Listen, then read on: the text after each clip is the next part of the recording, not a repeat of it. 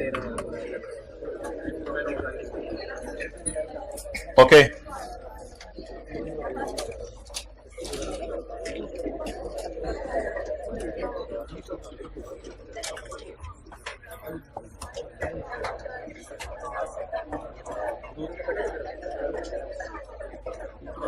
Page number 67 जी। क्या करना है भाई? ये स्विंग बंद कर रहे हैं, इसको स्विंग को ऊपर कर दें।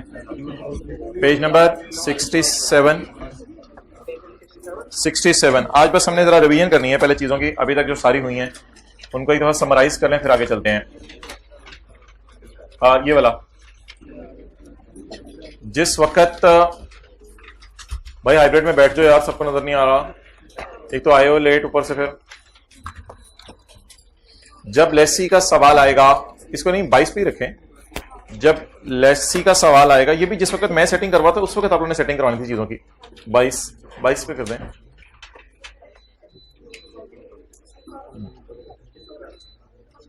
स्विंग बंद करना है इसका, हो गया। चलें, जिस वक्त लेसी का सवाल आएगा तो आपने स्टार्ट करनी है वर्किंग लीज पेमेंट में और present value of lease payment. ये मोबाइल भाईजान तो लीज पेमेंट और present value of lease payment.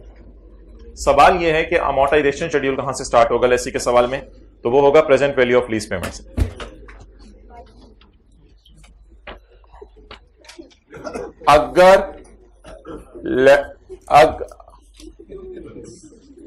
प्यार से बात किया, अगर लेसी को ओनरशिप ट्रांसफर हो जानी है तो वो परचेज ऑप्शन की मद में प्राइस पे करेगा। अगर लेसी को ओनरशिप ट्रांसफर नहीं होनी तो फिर वो डाउन पेमेंट पे करेगा, रेंटल पे करेगा, और एग्रीमेंट में लिखा होगा गारंटी करो तुम। तो लेसी कहेगा मैं गारंटी करता हूं कि मैं तुम्हें 10 वाली चीज लाके दूंगा। अब लेसी अगर जाके सोचे कि मैं इसको इतने अच्छे तरीके से इस्तेमाल करूंगा कि ये 12 की एंड पे होगी, तो फिर lessee expected to be paid 0 लेगा। लेसी एग्रीमेंट वाली जीआरबी नहीं लेता, लेसर याद रखिएगा एग्रीमेंट वाली जीआरबी लेगा। तो लेसी उस expected to be paid GRV को यहां पे डाल लेगा। एक्सपेक्टेड टू बी पेड वाली जीआरबी किसी को याद है? 3 एग्जांपल छोटी छोटी किताब के अंदर थी, उसका सफा नंबर बता सकते हैं? जहां एक्सपेक्टेड टू बी पेड ये 3 एग्जांपल्स थी, यहां लिख लें उसका सफा नंबर। पीछे है सफा, पेज नंबर 42। अच्छा जी, अगर ओनरशिप ट्रांसफर हो जानी है तो परचेज ऑप्शन की प्राइस डालनी है, अगर ओनरशिप ट्रांसफर नहीं होनी तो जीआरबी डालनी है। लेसी पहली एंट्री करता है right of use debit lease liability credit, फिर लेसी लॉयर फीस पे करता है, तो एंट्री करता है right of use debit cash credit. IDC से मुराद था इनिशियल डायरेक्ट कॉस्ट। अगली एंट्री हमने नहीं की अभी, आरओयू डेबिट, और फिर लीज लायबिलिटी और डेप्शन की एंट्रीज। अगर डेप्शन में ओनरशिप ट्रांसफर हो जानी है तो यूजफुल लाइफ के ऊपर होंट लाइन ना, यूजफुल लाइफ के ऊपर, और अगर ओनरशिप ट्रांसफर नहीं होनी शॉर्टर ऑफ लीज टर्म और यूजफुल लाइफ के। लेसी के P&L में इंटरेस्ट और डिप्रिसिएशन आता है, और बैलेंस शीट में आरओयू लीज लायबिलिटी और इंटरेस्ट पेबल आता है। लेसी के नोट में अंग्रेजी आती है, मैच्योरिटी एनालिसिस आता है, रिकॉन्सिलेशन नहीं आती, क्योंकि लेसी एसेट अपनी किताबों में रखता है आरओयू के नाम से, इसलिए लेसी के नोट में जस्ट लाइक IAS 16 भी एक नोट आता है। ये वो पूड़ी है जो आपने रोजाना पानी में घोल के आजकल 2 दफा कर लें, 2 दफा आपने जो है वो पिया करनी है। ये तो बात होगी लेसी की। लेसी एक और भी होता है, इसको भी छोड़ें। पेनल्टीज का तो हर जगह लिबस है कि penalties will also be added in lease payments, अगर सर्टन है कि आपने लीज को क्या करवा लेना, टर्मिनेट। अगले सफे पे आए लेसर, जिस लेसर को हम फाइनेंस लीज कहते हैं, लेसर की फाइनेंस लीज।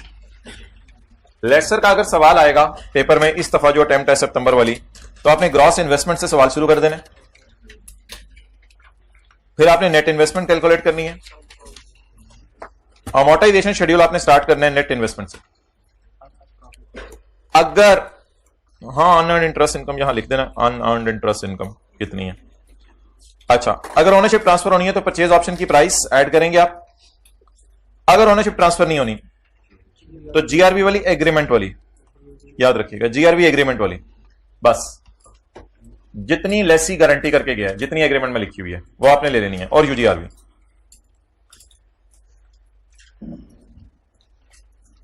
लेसी बाजार से एसेट को खरीदेगा, इधर लिखें यहां, एसेट को फेयर वैल्यू पे डेबिट करेगा लेसर।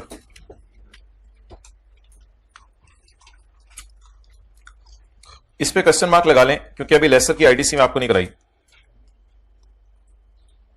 लेसर की आईडीसी नहीं कराई, लेकिन ये एंट्री मेरे ख्याल से कल 3-4 दफा की थी, lease receivable debit asset credit, ये लीज पे देने की एंट्री है, और फिर cash debit lease receivable interest, depreciation वगैरह की कोई एंट्री नहीं। लेसर के P&L में इंटरेस्ट इनकम आएगी और बैलेंस शीट में लीज रिसीवेबल, और लेसर के नोट में 3 चीजें आएंगी, अंग्रेजी आएगी, मैच्योरिटी एनालिसिस आएगा और रिकॉन्सिलिएशन आएगी।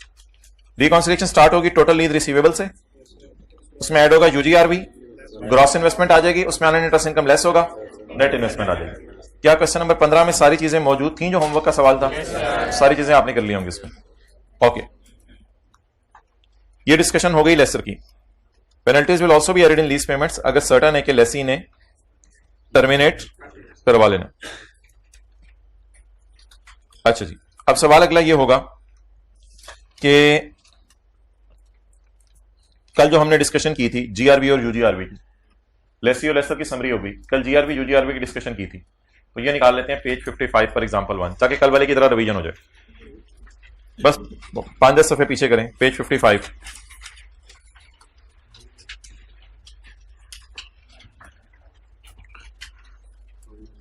Calculate GRB and UGRB for lessor in each of the following cases. इसमें 2 स्टेप अप्रोच है। पहली यह है कि लेसी ने एग्रीमेंट में कितनी लिखी है जीआरबी, और लेसर ने सोची कितनी है। जो लेसर ने सोची है डेट इज नॉट जीआरबी और UGRB, that is RV, that is residual value. ये बात याद रखनी है। कल लेसी ने एग्रीमेंट में लिखी थी 8, लेसर ने उसके जाने के बाद सोची थी 12। बस बात को ज्यादा फैलाना नहीं। 8 की गारंटी मिल गई, एसेट की प्राइस कितनी होगी 12, कितने की गारंटी नहीं मिली 4 इज अनगारंटेड। बस इस तरह मत सोचें बाजार लेके जाएगा, क्या होगा, ये होगा, छोड़ें बस। लेसी ने कितना का वादा किया 8 का, बाजार में कितने का बिकने 12 का, उस 12 में से कितने की गारंटी मिल गई, कितने की नहीं मिली, 4 को अनगारंटेड में डाल दिया। अच्छा, लेसर एग्रीमेंट वाली जीआरबी लेते हैं, और जीआरबी यूजीआरबी का टोटल करें तो रेजिडुअल वैल्यू होती है। लेसी ने गारंटी कितनी की है एग्रीमेंट में लिख के,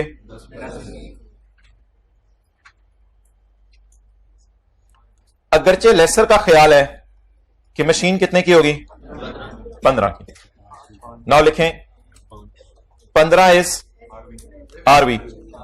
लेसर ने सोचा है कि एंड पे ये 15 का होगा, उस 15 में से 10 की गारंटी मिल गई है, तो कितने की गारंटी नहीं मिली 5 is यूजीआरबी।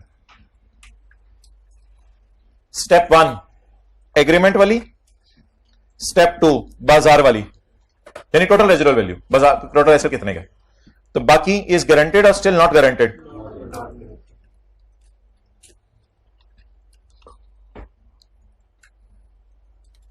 Lesi has not guaranteed any residual value.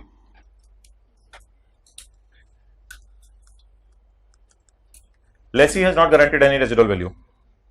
However, lessor thinks that machine have a residual value of 4 million at end of lease.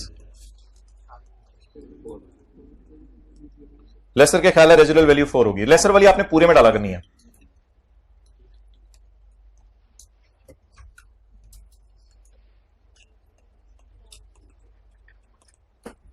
Note,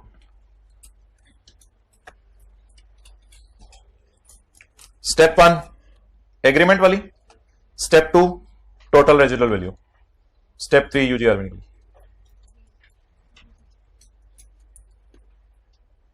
भाई आप तो बड़े अच्छे माशाल्लाह चल रहे थे, ये 2 दिन से क्या हुआ, नजर लगी है?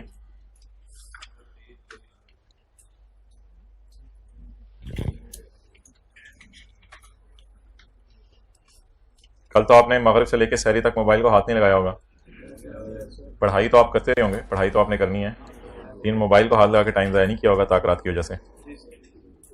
आगे चलें जी, point number 2, point number 3, lessor ने अंदाजा लगाया कि रेजिडुअल वैल्यू होगी 30। लेसर ने अंदाजा लगाया कि रेजिडुअल वैल्यू होगी 30। ये 9 बजे वाली बात है, 10 बजे वाली बात है?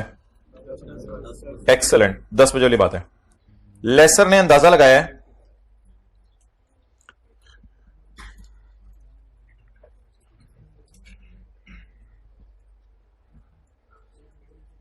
ना बोलना नहीं। लेसर ने क्या अंदाजा लगाया? What is residual value? 30। Lessor ने अंदाजा लगाया 30 होगी at the end of lease. ये लेसर का अंदाजा है या ये लेसी का एग्रीमेंट में लिखी हुई चीज है? अब उसने अंदाजा पहले दे दिया, ठीक है, कोई मसला नहीं। However only 20 is guaranteed by lessee. Agreement वाली कितनी? एग्रीमेंट वाली 20। तो कितने की गारंटी किसी ने नहीं की? तो 10 किस में चली जाएगी? UGRV, not. लेसर का अंदाजा टोटल रेजिडुअल वैल्यू हुआ करेगा, उसमें से जीआरवी माइनस कर देंगे तो आपकी निकल आया करेगी यूजीआरवी। ऐसी थोड़ा सा कैच कैच खेलो, जरा फ्रेश हो जाए।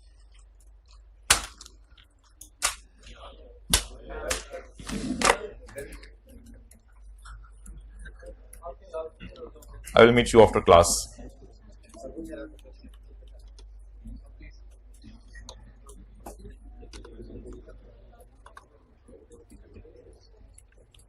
लेसर ने अंदाजा लगाया, बस कर देना, बस वो कितनी बातें करनी है। लेसर ने अंदाजा लगाया कि रेजिडुअल वैल्यू होगी 5 लाख। लेसर ने अंदाजा लगाया रेजिडुअल वैल्यू होगी 5 लाख। अल्लाह करे। Out of which 2 lakh is guaranteed by lessee. 2 lakh ने गारंटी, तो कितने की गारंटी इसको नहीं मिली? 3 लाख। सीसी को 18 पे कर दें इस वाले को। ओके, डन, डना, डन। ओके, आखिरी वाला सिनेरियो बड़ा मजे का है, साथ वाले को मेंटली प्रिपेयर कर दें क्योंकि आप हंसते हंसते उसकी तरफ लोटपोट होने वाले हैं आप थोड़ी देर में। लेसी ने गारंटी कितनी की एग्रीमेंट में? वेट, लेसी ने गारंटी कितनी की? 10,000। एग्रीमेंट में गारंटी, लेकिन लेसर का ख्याल है कि मशीन की, इस बार मैं बताता हूं, इतना पक्का नहीं चलाना लगाए, लेकिन लेसर का ख्याल है कि मशीन की रेजिडुअल वैल्यू एंड पे सिर्फ कितनी होगी? 7,000। यानी वो बुरे तरीके से इस्तेमाल करेगा 7,000। जी आप बता दें, बट जीआरवी आप 10 ही लेंगे, आप जीआरवी 10 ही लेंगे और आप यूजीआरवी 0 लेंगे। वाई? बिकॉज चाहे लेसी 7,000 वाली खराब चीज ले भी आए, उसने मुझे गारंटी की हुई है 10 साल की, तो एग्रीमेंट वाली गारंटी मैंने यूज करनी है। अल्लाह का शुक्र है मैंने गारंटी ली हुई है 10 साल की। तो ये एक अजीब सा सिनेरियो है जो बन सकता है कि लेसी ने कितना वादा किया हुआ है? 10 का, और एंड पे क्या वैल्यू आएगी? 7। तो 7 हमें नहीं मिलेगी, हमें तो लेसी की गारंटी मिलेगी। उससे वादा लिखवाया हुआ, सफे पे लिखवा के लेके गया था मैं कि भाई तुम मुझे 10 दे देना। तो फिर इस सूरत में आपने यूजीआरवी 0 लेनी है। नेगेटिव सेगेटिव का कोई चक्कर नहीं होता। क्या जी मोहतरम? जी माड़ा क्या कह रहा था? हंसी नहीं आई मेरी इस बात पे, हंसी नहीं आई। खड़े हो जाओ, खड़े हो जाओ।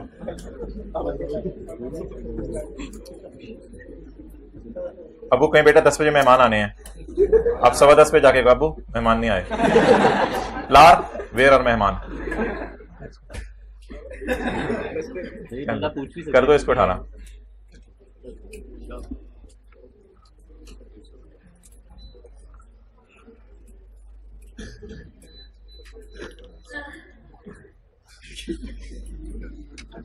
अच्छा भी जिंदगी में बड़ों की इज्जत किया करें, छोटों पे शफकत किया करें। अब साथ वाले जरा देख लें बड़ा है या छोटा है, इसकी डेट ऑफ बर्थ पूछ लें। अगर बड़ा है तो इज्जत करें, छोटा है तो इसकी शफकत करें, शफकत करें इसमें।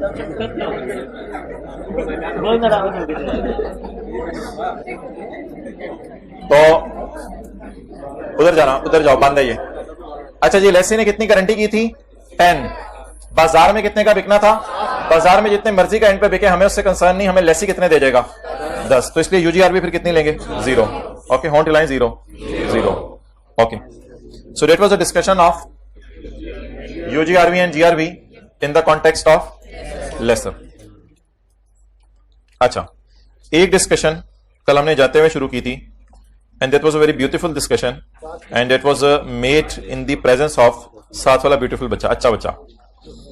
वो डिस्कशन ये थी कि लेसर, ये जीआरवी यूजीआरवी से बाहर की डिस्कशन है. लेसर जब लीज एग्रीमेंट होता है तो लेसर लीज एग्रीमेंट के वक्त अपने आप से 5 सवाल पूछा करेगा. पांचों का जवाब जब आ जाए नो, तो उसने कहना है ये कौन सी लीज है, ऑपरेटिंग. और 5 में से किसी एक का जवाब भी आ जाए यस, तो उसने क्या कहना है, फाइनेंस लीज. अब what is the difference between finance lease and operating lease? Finance lease और ऑपरेटिंग लीज के अंदर जो है वो डिफरेंस क्या है? फाइनेंस लीज के अंदर, ये नोट किया था कल आप लोगों ने? अच्छा, फाइनेंस लीज के अंदर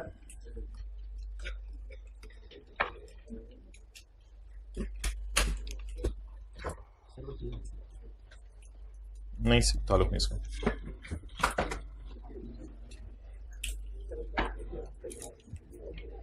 फाइनेंस लीज के अंदर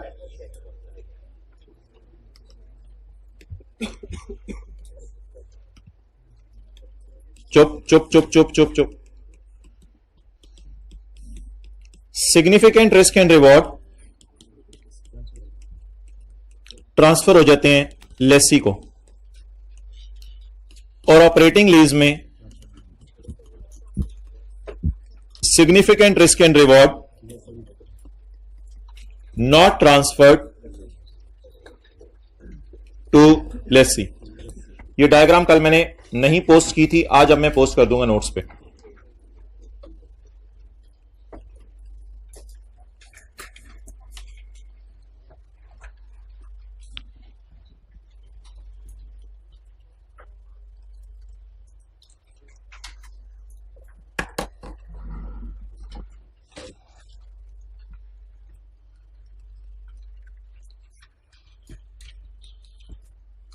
यूजफुल लाइफ 5 साल, लीज टर्म 4 साल.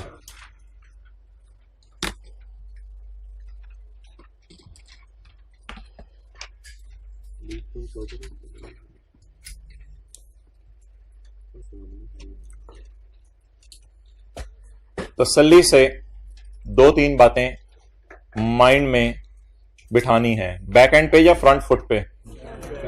Deep down, deep down. इधर वो भाई बैठे हुए थे, कर फाइनेंस लीज ऑपरेटिंग लीज का बोला था, लॉन्ग टर्म शॉर्ट टर्म पता नहीं बोल. हाँ आप बैठे हैं, बस मैं देख रहा था बैठे हुए ना, क्योंकि आपके फेस एक्सप्रेशंस की वजह से कल मुझे एक चीज 2 दफा समझानी पड़ी थी, इसलिए आज भी मैं आपके फेस एक्सप्रेशन लेना चाह रहा था. अच्छा,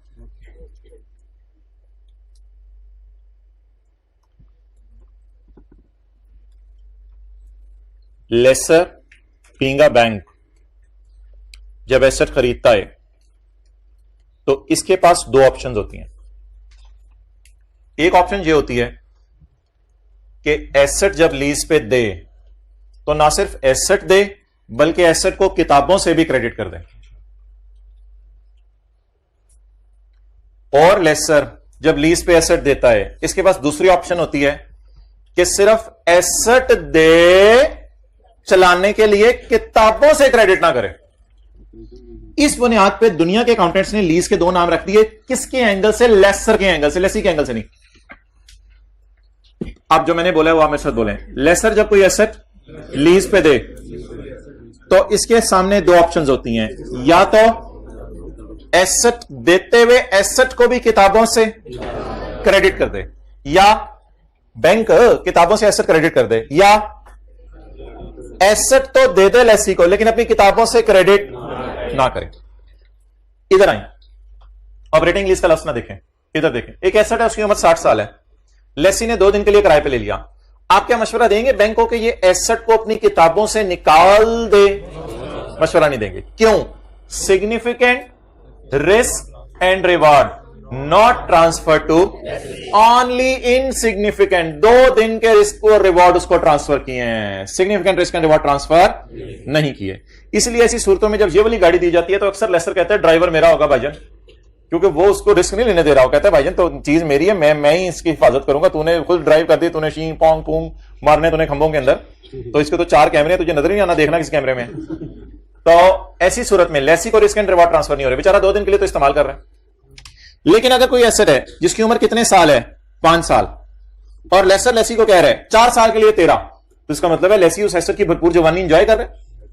तो इसका मतलब है लेसी अच्छा खासा अरसा एसेट क्या कर रहे हैं। तो लेसर सोचते हैं कि significant risk and rewards are, जा बड़े ये 13 हुआ, चाहे चौथे साल के एंड पे वो वापस भी मिलना हो। ये बात याद रखिएगा, इससे कोई फर्क नहीं पड़ता कि चौथे साल के एंड पे छनकरा लेके आने, उसने फारिग चीज आनी है। चौथे साल के एंड पे उस एसेट में कोई जान रह जानी है, तेरी झुंझुना कर लो। चौथे साल के एसेट पे, चौथे साल के एंड पे क्या उस एसेट में, और चौपर चौथे साल के एंड पे क्या उस एसेट में कोई वर्थ रह जानी है, कोई वर्थ नहीं रह जानी। मेन लाइफ कौन एंजॉय कर चुका होगा, लेसी, लेसर लेसी।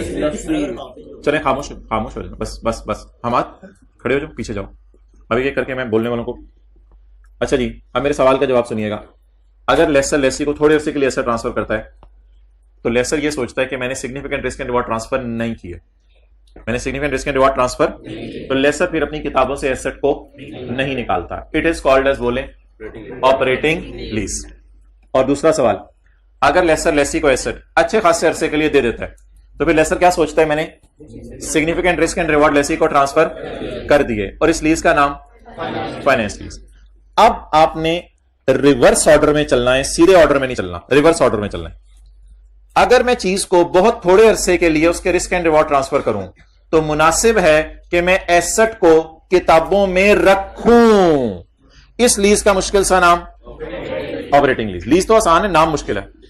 अगर मैं significant risk and reward transfer कर दूं लेसी को, तो मैं सोचता हूं यार मैं इस एसेट को किताबों से क्या कर दूं, निकाल दूं। मैं इस एसेट को किताबों से निकाल देता हूं। अच्छा, कई दफा ऐसा होता है लेसी चौथे साल के एंड पे आके कहेगा सर ये आपका एसेट, इट डजंट मीन कि मैं पहले दिन किताबों से ना निकालूं। वो तो बरकत के लिए 1 साल के लिए देके जा रहा है, उसका हमने चार्ट डालना है 1 साल के अंदर, 1 साल में क्या निकाल लेना है उससे। तो ये मत सोचिएगा कि सर जीआरवी दी हुई है, परचेज ऑप्शन दी हुई है, इससे क्या फर्क पड़ेगा, वो बातें छोड़ें।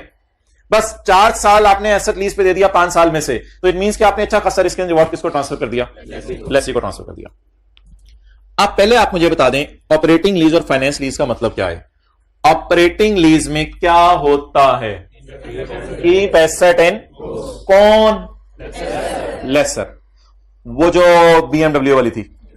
और फाइनेंस लीज में क्या होता है, lessor do not keep the asset in books. मेरे ख्याल से अगर 5 साल के लिए में से 4 साल के लिए आप किसी को चीज दे रहे हैं, तो उसे कहीं जा यार, दे ले बस, मैं तो अपनी किताबों से निकाल रहा हूं, ये चीज तो मेरे पास से जा रही है, बरकत के लिए आखिरी साल तो उन्हें लानी है तो ले आए, लेकिन मैं अपनी किताबों से क्रेडिट कर रहा हूं, फारिग करें इसको। तो किताबों से फारिग कर देना ही मुनासिब है। So do not keep the asset in books. तो अब बता दें फाइनेंस लीज और ऑपरेटिंग लीज क्या है, बोले बोले बोले। Significant risk and reward transfer to lessee. और ऑपरेटिंग लीज क्या है, significant risk and reward are not transfer to lessee. अब it is not very simple कि मैं 4 को 5 से डिवाइड कर दूं और 2 दिन को 60 साल से डिवाइड कर दूं तो मुझे पता चल जाएगा कि पेपर में लीज फाइनेंस या ऑपरेटिंग है। It is not simple. मैंने कितने सवाल अपने आप से पूछा करने हैं, 5 सवाल पूछने हैं। कितने सवाल पूछने हैं, 5 सवाल पूछने हैं, फिर मैं डिसाइड करूंगा लीज फाइनेंस है या ऑपरेटिंग है। अब उन 5 सवालों को हम देखते हैं किताब में कहां लिखे हुए हैं, और आज ऑपरेटिंग लीज का एक सवाल करते हैं जी। वो 5 सवाल अब आप निकालें। नो फीलिंग कंफर्टेबल, कल वाली बातें सारी रिवाइज हो रही हैं। अभी तक 12 बजे तक हमें झक मारा सुबह से लेकर अभी तक। व्हाट वी आर मारिंग झक। Guys, you enjoyed Jhak? Watch on his face. His face is glowing like anything. Yes, sir. You don't know Jhak? Okay, I think you're living in not living in Punjab. Page number 52. कौन है यार ये बंदा 52 जिसने बोला है? कमाल है यार, आप तो घर से पढ़ना शुरू कर दिया। ये 5 सवाल याद करने हैं या स्टैंडर्ड के अंदर लिखे होंगे? जो आई कैप में पढ़ा हुआ है आपका स्टैंडर्ड, उसमें लिखे होंगे, अभी तक ऑर्डर नहीं किया हुआ, उस स्टैंडर्ड में लिखे होंगे।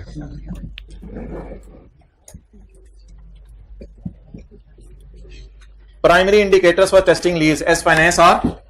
इन सारे टेस्टों के बाद हमने बताना है कि मरीज को कैंसर हुआ या नहीं हुआ। 5 टेस्ट करेंगे, 5 टेस्टों के बाद हम बताएंगे। ये 5 टेस्ट कल जबानी हमने किए थे, अब आज इनको हम क्या करने लगे हैं, लिख के करने लगे हैं, यानी देख के करने लगे हैं। पहला सवाल, लीज में ट्रांसफर हो जाएगी ओनरशिप। आप ना वो वाली मिसाल जहन में रखें, 60 साल गाड़ी की लाइफ है और 2 दिन के लिए लीज पे दी है, वो मिसाल जहन में रख के मेरे सवालों के जवाब देने हैं। क्या इस लीज में ट्रांसफर हो जाएगी ओनरशिप उस गाड़ी की लेसी को by the end of lease मुफ्त में? नो, वो पागल है, 2 दिन का किराया देके 60 साल वाली गाड़ी उसको दे दे? बोले नो। अगला सवाल, क्या लेसी के पास ये ऑप्शन है कि वो 2 दिन के एंड पे परचेज कर सकता है एसेट ऐसी प्राइस पर जो कि बहुत ज्यादा कम होगी फेयर वैल्यू से, जिस वक्त वो ऑप्शन एक्सरसाइज करने का टाइम आए, वो आएगा 2 दिन बाद, और ये रीजनेबली सर्टन भी है कि इंसेप्शन डेट पे पहले दिन खड़े होकर ये अंदाजा लगाया भी जा सकता है, that option will be exercised. क्या lessee has the option to purchase? भाई इतनी सी बात का जवाब दे दें, क्या दूसरे दिन के एंड पे लेसी के पास परचेज करने की ऑप्शन है? लेकिन पूरी इंग्लिश भी पढ़ लें, आसान सी इंग्लिश है। क्या लेसी के पास परचेज करने की ऑप्शन है एसेट को ऐसी कीमत पर जो बहुत ज्यादा कम होगी फेयर वैल्यू से? मेरा नहीं ख्याल ऐसी कोई ऑप्शन बीएमडब्ल्यू वाली गाड़ी में हमने रखी थी। और जिस वक्त at the date option becomes exercisable, when the option will become exercisable? दूसरे दिन के एंड पे। और ये रीजनेबली सर्टन भी होना चाहिए जब लीज शुरू हो रही हो कि वो ऑप्शन को क्या करेगा? एक्सरसाइज। बहरहाल इस सारी अंग्रेजी के चक्कर में जाने की जरूरत नहीं, मुझे ये बता दें, क्या लेसी के पास ऑप्शन है to purchase at a price that is expected to be lower than fair value? कोई ऑप्शन नहीं। तीसरा सवाल, अगर मैं लीज टर्म को पकड़ूं और इकोनॉमिक लाइफ से डिवाइड करूं, हमने कल लिखी थी यूजफुल लाइफ, और स्टैंडर्ड कौन सी लाइफ कह रहे हैं? इकोनॉमिक। अब मुझे बताएं, यूजफुल लाइफ और इकोनॉमिक लाइफ में क्या फर्क हो सकता है? मैं आपको 2 मिसालें देता हूं। आपने ना एक पेपर में सवाल आया जिसमें आपको लीज टर्म दी हुई थी 2 साल, यूजफुल लाइफ दी हुई थी 3 साल, और इकोनॉमिक लाइफ दी हुई थी 5 साल। और एक और पेपर में सवाल आया जिसमें आपको लीज टर्म दी हुई थी 6 साल, यूजफुल लाइफ दी हुई थी 7 साल। असूली तौर पे आपने पेपर में डिवाइड किया करना इकोनॉमिक लाइफ पे, लेकिन जब इकोनॉमिक लाइफ अवेलेबल, जैसे कल वाले सवाल में अवेलेबल, तो मैंने जाते जाते क्या कहा था? मजबूरन किससे डिवाइड कर दें? किस सवाल में अच्छा डेटा अवेलेबल है? एग्जाम्पल 1 में। किस सवाल में हम मजबूरी में काम करेंगे? यूजफुल लाइफ होता है कि ये एंटिटी कितना अरसा इस्तेमाल कर सकती है इसको। इकोनॉमिक लाइफ होता है मैक्सिमम एसेट में कितने अरसे की जान है। तो बताएं what is ideal scenario, example 1 और 2। लेकिन जब हम टेस्ट लगा रहे होंगे पेपर में, तो हम क्या करेंगे? 2 को किससे डिवाइड करेंगे? 5 से, क्योंकि अच्छा डेटा अवेलेबल है। लेकिन अगर खुदा ना खास्ता इकोनॉमिक लाइफ अवेलेबल नहीं है और सवाल में सिर्फ कौन सी लाइफ अवेलेबल है, फिर मजबूरी में किससे डिवाइड करेंगे? यूजफुल लाइफ से। तो मजबूरी है, मजबूरी में क्या करें? अच्छा जी, लेकिन हम बीएमडब्ल्यू वाली मिसाल पे वापस आए, ये नोट करके, क्या अगर मैं 2 दिन को 60 साल से डिवाइड करूं तो जवाब 75% आ सकता है?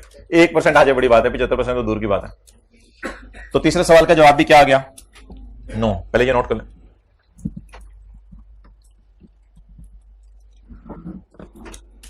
जी बोलते तुझे क्यों ख्याल आता?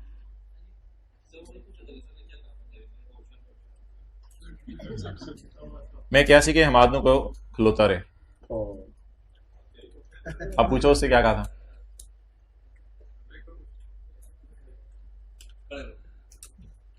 बैठ जाओ।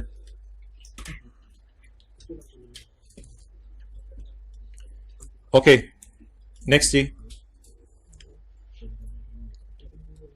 Is lease term a major part of economic life of the underlying asset? इसको ब्रैकेट में ले लें। Even if the title is not transfer, title transfer होने से कोई फर्क नहीं पड़ता। कहते टाइटल ट्रांसफर होना ना छोड़ो, इवन इफ का मतलब होता है वेदर और नॉट, चाहे टाइटल ट्रांसफर होना हो। कहते टाइटल ट्रांसफर होना भाड़ में जाए, इसको छोड़ो। टाइटल ट्रांसफर होना कभी नहीं देखना, वो आपने ऑप्शन नंबर ए में देख लिया था, इसलिए इसको ब्रैकेट में ले लें, छोड़ें। बताएं मेजर कैसे पता चलेगा? 75%। और अगला सवाल, जिस वक्त लीज क्या हो रही है? शुरू। तो the present value of lease payments amounts to at least substantially all of the fair value. तो अब बता दें मोहतरम, इसमें क्या किया करना है हमने? एलटी को डिवाइड करना है इकोनॉमिक लाइफ पे, और इसमें पीवी को डिवाइड करना है फेयर वैल्यू। 2 बातें याद रखें, इधर हमने लीज टर्म को डिवाइड किया करना इकोनॉमिक लाइफ पे, ना अवेलेबल होता यूजफुल लाइफ। और इधर प्रेजेंट वैल्यू को डिवाइड किया करना है फेयर वैल्यू से।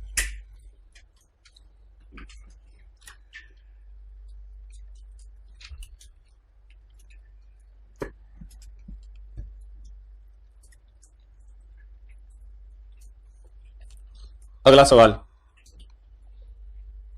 The asset is of a special nature, ये भी अभी ब्रैकेट में लेने छोड़ें, but only lessee can use it without major modification, छोड़ें, दो चीजें मैंने ब्रैकेट में डलवा दी हैं। The asset is of special nature. अब मेरे आपसे 5 सवाल होने लगे हैं, आपने उस गाड़ी को सामने रख के 2 दिन और 60 साल को सामने रख के पूछना है, और सवालों के पूछने का लहजा आपने भी वही रखना है जो मैं रखूंगा अपने आप से घर जाके। The lessor transfer the ownership of asset at end of lease, 2 दिन के एंड पे ट्रांसफर हो जानी है? नो, वेल डन, आगे चलें। The lessee has a option to purchase the asset at the end of second day at below fair value. No. 2 days divided by 60 years is a major part, is 75%. No, 2 days divided by 60 years is never 75%. फर्ज करें गाड़ी की fair value है 2 करोड़ या 10 करोड़ करते हैं, गाड़ी की फेयर वैल्यू 10 करोड़ है और प्रेजेंट वैल्यू छोड़ें, फर्ज करें 1 दिन का ही किराया है, 1 दिन का किराया लाख रुपए है, तो लाख डिवाइडेड बाय किराया divided by 10 crore, is it substantially equal, तकरीबन इक्वल है लाख डिवाइडेड बाय 10 करोड़? कभी भी नहीं। और क्या वो गाड़ी स्पेशल नेचर की है? नहीं, कोई उस कंपनी ने कही उसे ऐसी गाड़ियां बनाई हैं। तो कितने सवाल पूछा करने हैं? 5 सवाल पूछा करने हैं। 5 सवाल पूछ के डिसाइड किया करने के लीज फाइनेंस है या ऑपरेटिंग है, और जब डिसाइड हो जाएगा लीज फाइनेंस है तो कल जैसी अकाउंटिंग एसेट को किताबों से निकाल दें, और जब डिसाइड होगा ऑपरेटिंग है एसेट को किताबों में रखें। ठीक है जी, पास पेपर क्वेश्चन 4 की तरफ आते हैं, और पास पेपर क्वेश्चन 4 में आके लीज इंडिकेटर्स को देखते हैं। 5 सवाल आपने पूछने हैं पास पेपर क्वेश्चन 4 में। लीज इंडिकेटर्स कौन सा पेज था? 144। अच्छा, सवाल ना कुछ पढ़ने में अंग्रेजी आसान थी, अल्लाह का शुक्र है वो पढ़ने के चक्कर में डालता नहीं। आपको जो मैंने कॉन्सेप्ट दिया बस उस कॉन्सेप्ट पे रहना है आपने, पढ़ने के चक्कर में ये 5 इंडिकेटर्स को इतना जरूरी नहीं है। कोई बंदा एक छोटी सी ना गड़बड़ करे और सोल्यूशन में जाके ना मुझे जरा एनआई बता दे, सोल्यूशन में जाए जरा एनआई बता दे, एनआई जरा 2 नंबर ही मारे, एनआई जिसको मैं पीवी कह सकता हूं, जल्दी जल्दी जल्दी, 21000000। अब मैं आपसे सवाल पढ़ने के बाद, ये सवाल है लेसर का, लेसर इस लीज एग्रीमेंट को देखेगा और लीज एग्रीमेंट को देख के अपने आप से कितने सवाल पूछेगा? 5 सवाल पूछेगा। Shoaib leasing has entered into a 3-year lease agreement, lease term 3 साल, मशीन की लाइफ 4 साल, cost of machine is 21 lakh, date of commencement है, परचेज ऑप्शन अवेलेबल है लाख पे, which is substantially less than fair value, जो अच्छा खासा फेयर वैल्यू से कम है। लीज के एंड के ऊपर एसेट हम लाख रुपए का खरीद सकते हैं, और ये खरीदना जो है वो बाजार की कीमत से बहुत सस्ता होगा, और ये सर्टन भी है कि लेसी इसको खरीदेगा। रेंटल्स को डिस्काउंट आप लोगों ने करके मुझे ये फिगर बता दी है, और इंप्लिसिट रेट ये है। अब मेरे 5 सवाल होने लगे हैं, एक एक करके आपने 5 सवालों का जवाब देने। मैं जगह बना लेता हूं, 1 2 3 4 5।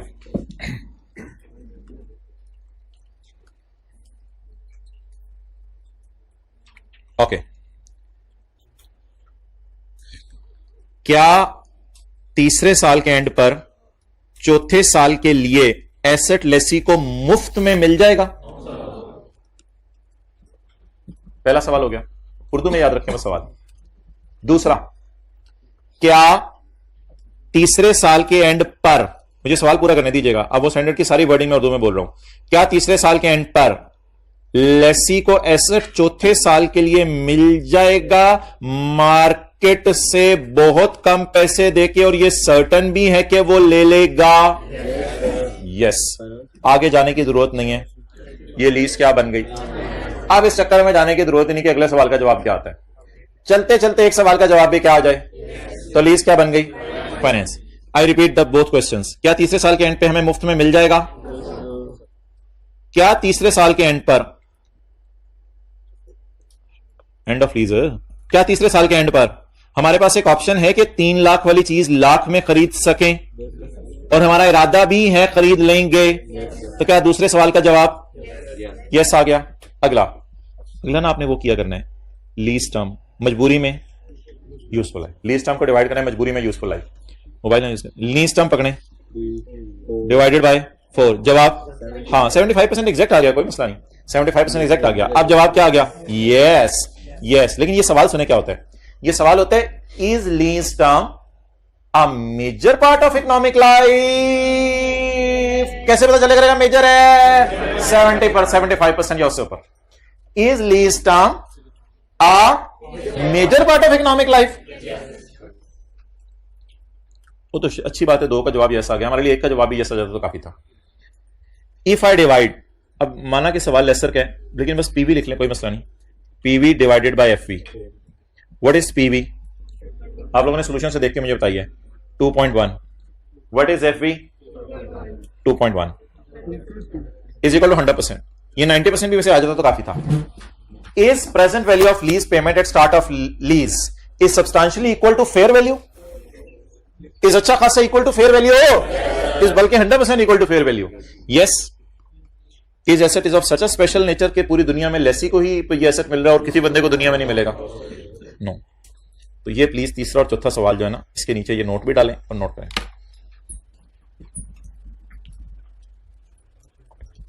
तो लेसर लीज एग्रीमेंट से कितने सवाल पूछा करेगा? 5 में से 1 का जवाब भी यस आ गया।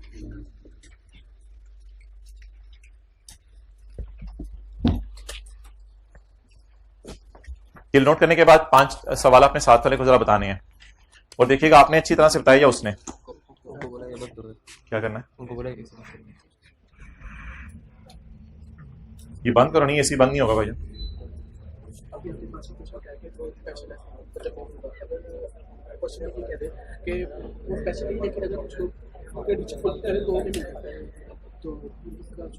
कर लेंगे डिस्कशन, ये कुछ नहीं इंपॉर्टेंट चीज नहीं है।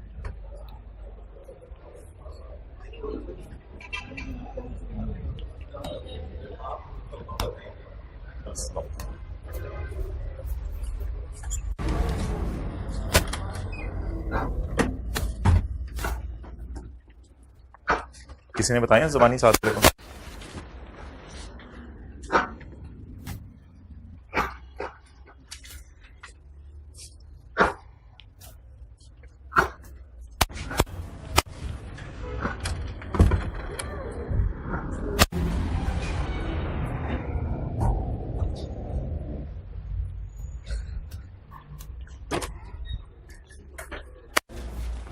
ये ना इधर लगा, इसके साथ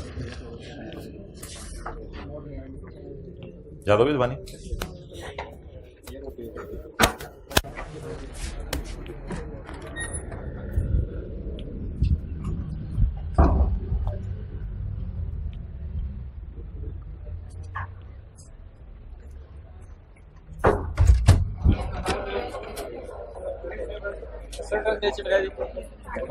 पहला सवाल, क्या लीज टर्म के एंड पर एसेट लेसी को मिल जाएगा मुफ्त में? दूसरा सवाल, क्या लीज टर्म के एंड पर लेसी बाजार से सस्ती कीमत पर एसेट लेसर से ले सकता है और लेसी सर्टन है इस पे कि उसने लेना है?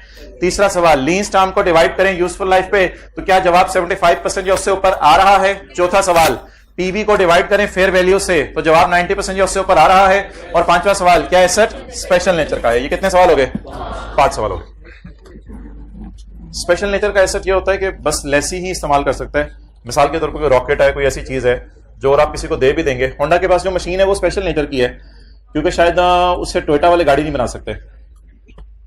ओके जी जी,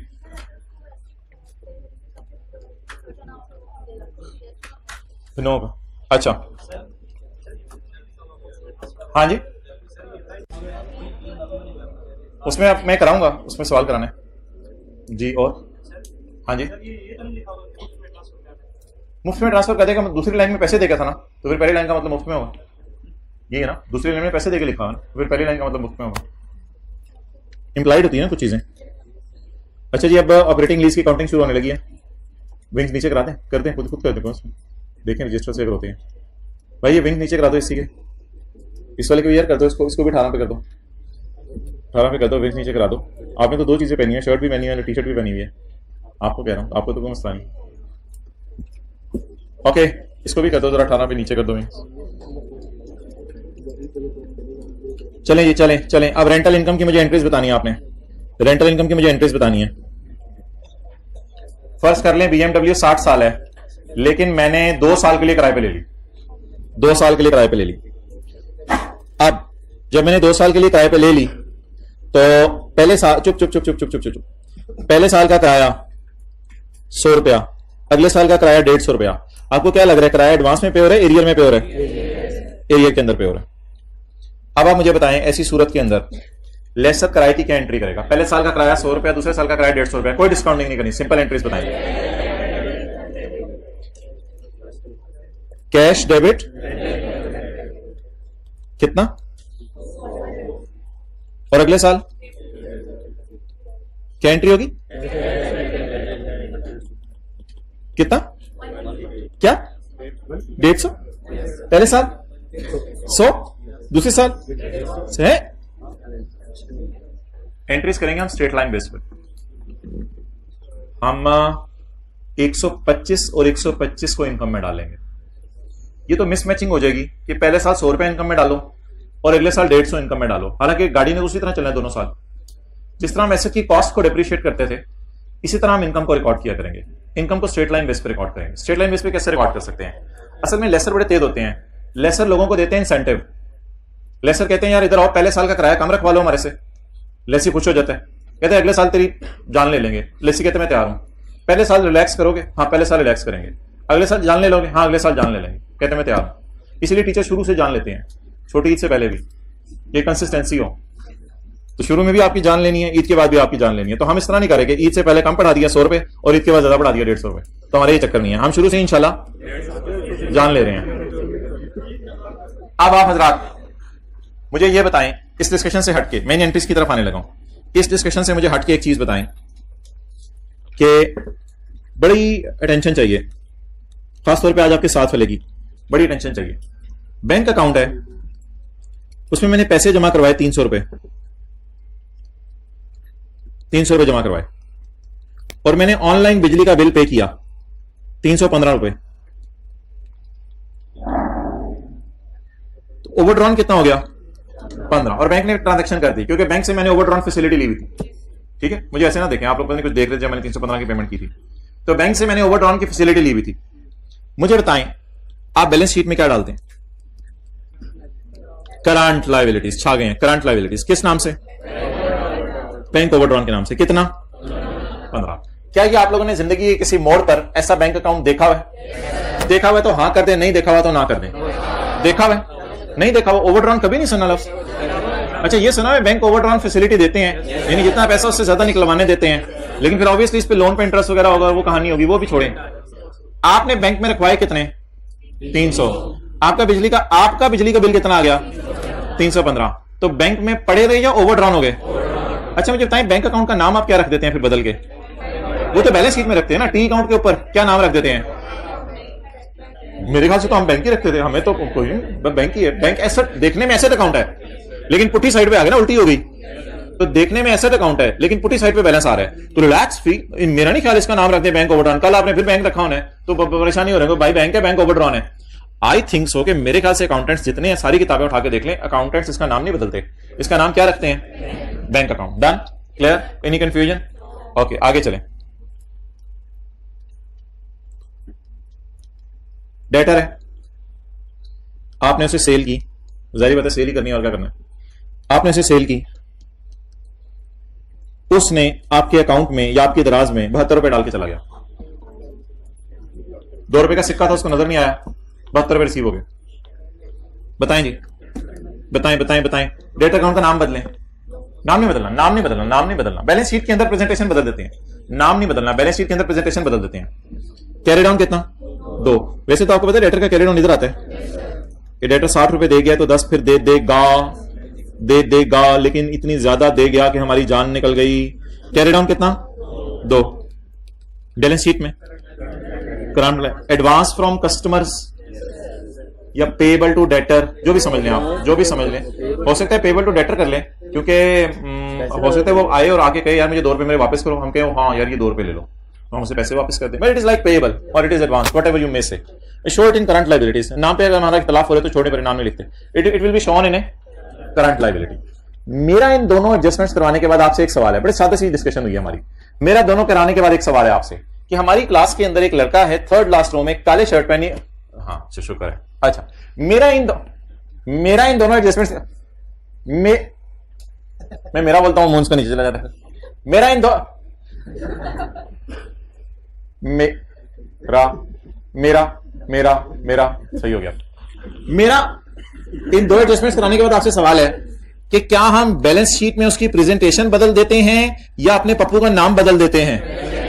टी अकाउंट का नाम नहीं बदलते, बैलेंस शीट में उसकी क्या बदल देते हैं? प्रेजेंटेशन बदल देते हैं। Done done done okay. क्या मैं बोल्डली कह सकता हूं कि मैं बैंक और बैंक ओवरड्रॉन के लिए कौन सा लफ्ज यूज कर रहा हूं? बैंक। लेकिन बैलेंस शीट बनाते हुए मैं ध्यान रखूंगा उसको कहां शो कर दूंगा? ओवरड्रॉन। अच्छा जी, अब आप हजरात मुझे ये बताएं कि ये जो मेरा 100 रुपए और 150 रुपए, अगर मैं इसको पकड़ूं और पकड़ के इस तरह करूं 100 जमा 150 इज इक्वल टू 250, और ये जो 250 रुपए आ रहा है इसको मैं डिवाइड कर दूं 2 से, इसको मैं स्ट्रेट लाइन बेस पे डिवाइड कर दूं 2 से, तो बताएं जी मेरी इनकम कितनी बनी? इनकम कितनी बनी? 125। अब आप हजरात मुझे बता दें पहले साल आया कितना? 100। कमाया कितना? 125। दूसरे साल आया कितना? 50। कमाया कितना? 125। बोले आया कमाया, आया कमाया। ओके, 2010 2011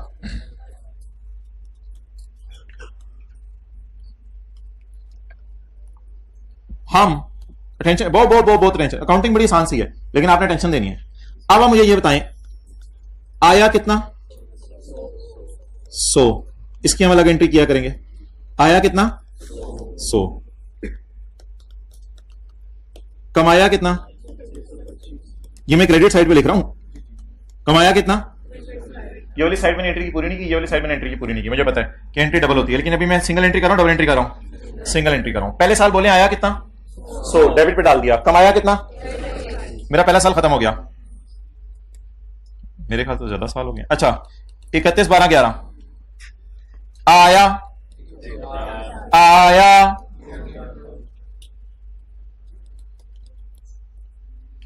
कमाया कितना? 125। क्या ये एंट्रीज चल जाएंगी या इनके साथ कोई लफ्ज डालना पड़ेगा? इनके साथ कोई ना कोई लफ्ज डालना पड़ेगा। पहले एंट्रीज में आसान वाला पोर्शन मुझे करवा दें जो बड़ा इजी है। पहले साल आया कितना? 100, लेकिन मेरे ख्याल से मैंने तो वही गाड़ी किराए पे दी है, तो बजाय कि मैं कहूं 100 इनकम में डालूं 150 इनकम में डालूं, बेहतर है अकल लगाऊं और गाड़ी भी वही है किराए पे और लेसी भी वही बेनिफिट कमा रहा है। कोई 2 साल के अंदर गाड़ी को कोई इस तरह तो नहीं हो जाए कि डिमिनिशिंग पैटर्न पे या ज्यादा पैटर्न पे बेनिफिट देने लग जाए। तो इसलिए गाड़ी को बेहतर है कि इनकम में प्रॉपर तरीके से उसका किराया डालें। तो लेसर इनकम में 125 डालेगा पहले साल, और दूसरे साल भी स्ट्रेट लाइन बेस पे इनकम में बोले कितना डालेगा? 125। अब हाँ जी बोले किसका? नहीं फ्यूचर की इनकम तो हम रिकॉर्ड नहीं कर रहे। हमने जो चीज हमने क्या चीज किराए पे दी है? गाड़ी। गाड़ी से लेसी पहले साल कम फायदा उठा रहे, अगले साल ज्यादा फायदा उठा रहे। बोले जरा जल्दी बताएं। सेम फायदा उठा रहे। तो पैटर्न ऑफ इकोनॉमिक बेनिफिट की मैं बात कर रहा हूं। मैं ये तो नहीं कह रहा कि फ्यूचर गेन रिकॉर्ड करें, pattern of economic benefit record करें। पैटर्न ऑफ इकोनॉमिक बेनिफिट तो आप देख लें कैसा है। दोनों सालों में लेसर कितना फायदा उठा रहा है? बराबर, और लेसी भी कितना फायदा उठा रहा है? बराबर। बस अकाउंटेंट्स ने कहा इसी तरह करो, सिंपल। ओके, अगला सवाल और आखिरी सवाल मेरा आपसे।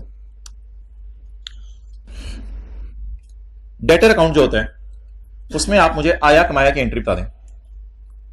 आया कमाया की एंट्री, हिम्मत हिम्मत हौसला। आया कमाया की एंट्री, आया कमाया की एंट्री, आया की एंट्री 72। कमाया की हिम्मत हिम्मत हौसला हौसला हौसला हिम्मत हौसला 70।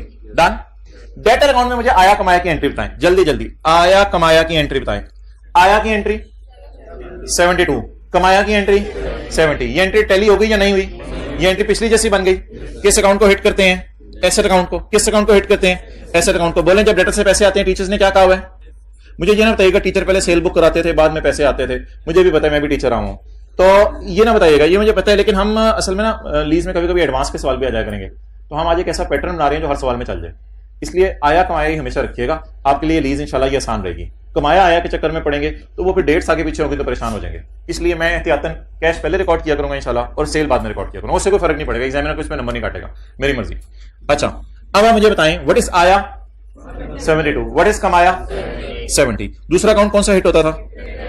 कैश डेबिट डेटर क्रेडिट, और इधर इधर इधर इधर इधर डेटर डेबिट और सेल क्रेडिट, डन।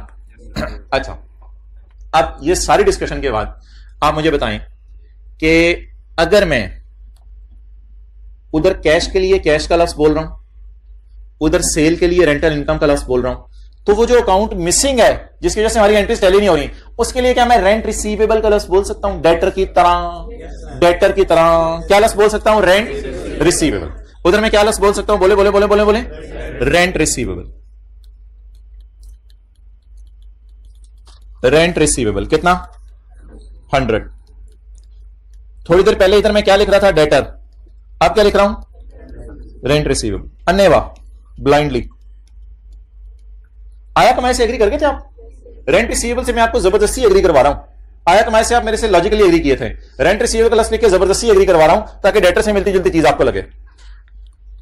और इधर इधर इधर इधर बोले जल्दी जल्दी जल्दी जल्दी। रेंट रिसीवेबल कितना?